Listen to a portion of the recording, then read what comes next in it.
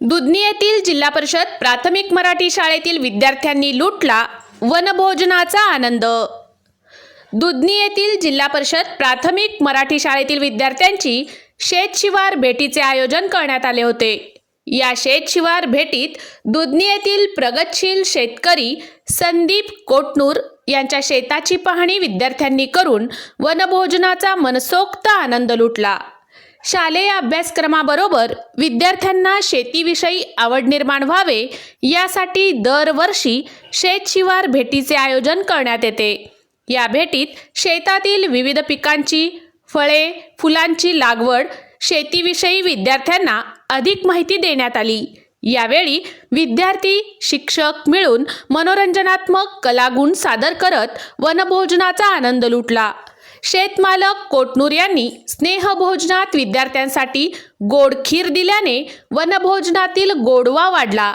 मुख्याध्यापक मधुकर गाडे, पोमूर राठोड, श्रीशैल मलगन, रविकुमार कोरचगाव, संजीवकुमार बेन्नेसूर, सुहास पवार, शोभा मेहत्रे, अंजली गुंजोटे यांच्या परिश्रमाने वनभोजन यशस्वी झाले।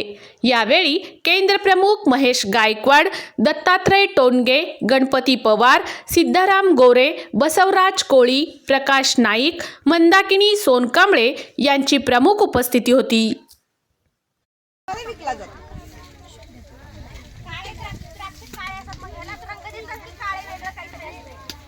त्याची जातच वेगळी असते। काळ्या द्राक्षाची जात वेगवेगळी असते। महादेव म्हणून एक जात आहे त्याच्यामध्ये, असं खूप मोठं महादेवाची वरच्या पिंडीची जी गोल असते की नाही, तसं त्याला गोल येते। ते महादेवासारखं महादेवाच्या पिंडीच्या वरचं जे गोल असते तसं गोल त्या जातीला महादेव म्हणतात। अशा बऱ्याच जाती आहेत त्याच्यामध्ये वेगवेगळ्या काळ्या। मनुक्याची प्रोसेस वेगळी आहे। त्याच्यासाठी जे द्राक्ष असतात ते द्राक्षाची क्वालिटी वेगळी असते।